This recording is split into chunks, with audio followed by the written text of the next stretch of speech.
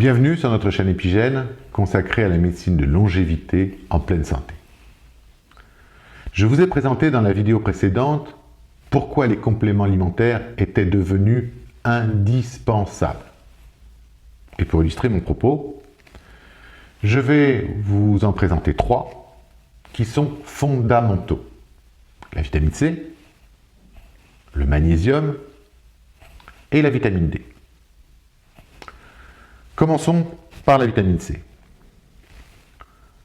En 2018, il n'y a pas très longtemps, 3 cas de scorbut ont été rapportés par des médecins du centre hospitalier universitaire de Nice, alors que cette affection était classée dans la liste des maladies disparues. En effet, cette maladie, longtemps appelée la peste des marins, était traditionnellement associée aux expéditions du XVe jusqu'au XVIIIe siècle. En effet, une partie des marins des voyages de Vasco de Gama, de Magellan ou de Jacques Cartier, privés de fruits et de légumes pendant plusieurs mois, ont été décimés par une maladie provoquée par une carence en vitamine C. En effet, si la plupart des mammifères peuvent la synthétiser, notre organisme humain en a perdu la capacité au cours de son évolution. De plus, nous ne pouvons pas la stocker, si bien que nous ne pouvons compter que sur des apports alimentaires quotidiens, crus ou cuits à basse température, pour ne pas risquer chaque jour la panne sèche. Cette vitamine C est primordiale car elle participe à des centaines de processus dans l'organisme. Une de ses principales fonctions est d'aider le corps à fabriquer le collagène, une protéine qui est essentielle à la formation du tissu conjonctif. Elle contribue également au maintien de la fonction immunitaire, notre fonction de défense. Elle active la cicatrisation des plaies, participe à la formation des globules rouges et même augmente l'absorption du fer qui est contenu dans les végétaux. Un autre rôle très important de la vitamine C est son effet antioxydant qui protège les cellules contre les dommages infligés par les radicaux libres. Et le stress et la consommation de tabac multiplient par 10 nos besoins. La meilleure absorption de la vitamine C se fait sous la forme liposomale, car elle permet de traverser les membranes cellulaires afin de pénétrer au cœur de la cellule. Parlons maintenant du magnésium. Le magnésium également intervient dans plus de 300 réactions biochimiques et enzymatiques dans notre organisme. C'est d'ailleurs à cause de son large champ d'action que de nombreux déséquilibres sont à craindre dès qu'il vient à manquer. Ce magnésium agit en effet au cœur de nos cellules, qu'elles soient nerveuses, musculaires, cérébrales, du tissu conjonctif de la peau, des cartilages ou des os. Il est également impliqué dans la cascade des réactions dues au stress. Nos besoins journaliers en magnésium varient tout au long de notre vie en fonction de notre tempérament et de notre mode de vie.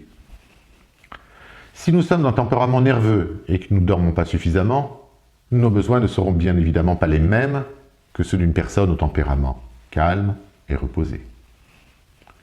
De multiples aliments apportent naturellement du magnésium. Certaines eaux, le chocolat, les céréales complètes, les légumes secs, les arachides, les noix, les épinards, les avocats, les fruits secs. Mais seul un tiers du magnésium que nous ingérons sera réellement absorbé par nos intestins. Si ces apports de magnésium sont limités, les fuites au contraire sont très nombreuses. L'alcool et le café, le stress, la malbouffe et certains médicaments, les diurétiques, les anti-inflammatoires, les pilules, les antidépresseurs, augmentent son élimination par les reins. Et il peut être également éliminé par la peau lors d'une sudation importante. Tous ces éléments expliquent pourquoi 80% de la population française est actuellement carencée. Une complémentation est donc indispensable et il vaut la prendre au mieux en 3 prises, matin, midi et soir, sinon matin et soir. Parmi toutes les formes disponibles, les mieux absorbées, sans effet secondaire, sont les glycérophosphates et les bisglycinates. Parlons maintenant de la vitamine D. Si elle a été découverte aujourd'hui, on ne parlerait pas de vitamine, mais d'hormone. En effet, elle est en partie fabriquée par notre organisme et elle agit directement sur nos organes. En dehors de ses effets classiques, que tout le monde connaît, la prévention du rachitisme, la minéralisation osseuse et le métabolisme phospholipide pour nos os, elles possèdent des effets non classiques sur le muscle, le système immunitaire, le rein et l'appareil cardiovasculaire. Plus de 2500 publications sur la vitamine D démontrent également un rôle de prévention de certains cancers. Elle aurait également une action de prévention contre les maladies d'Alzheimer et de Parkinson. Enfin, elle influence plus de 200 gènes et agirait sur la réparation de notre ADN. Cette carence en vitamine D serait associée à un excès de mortalité, toutes causes confondues. La vitamine D est synthétisée par la peau exposée au soleil à partir d'un dérivé du cholestérol. Mais le problème est que la moitié de la quantité mise en réserve en été, quand nous allons au soleil, est éliminée en 3 semaines. Et nous sommes presque tous en déficit à partir de novembre. Les taux les plus bas se détectant en février. Nos grands-parents avaient pour habitude de consommer régulièrement en hiver de l'huile de foie de morue et ils avaient bien raison. C'était leur manière à eux de prendre une bonne dose de vitamine D. Mais aujourd'hui, à moins d'une alimentation riche en poissons gras, les populations européennes et américaines manquent tous de cette précieuse vitamine. Actuellement, l'alimentation ne couvre que 20% des apports nécessaires en vitamine D.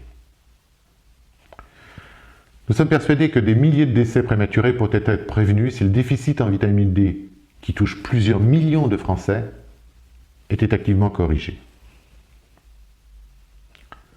Cette constatation de carence sur ces 3 éléments, vitamine C, magnésium et vitamine D, est malheureusement vraie pour la plupart des vitamines et des oligo-éléments. Et c'est pour cela qu'une complémentation micronutritionnelle personnalisée et adaptée est réellement indispensable.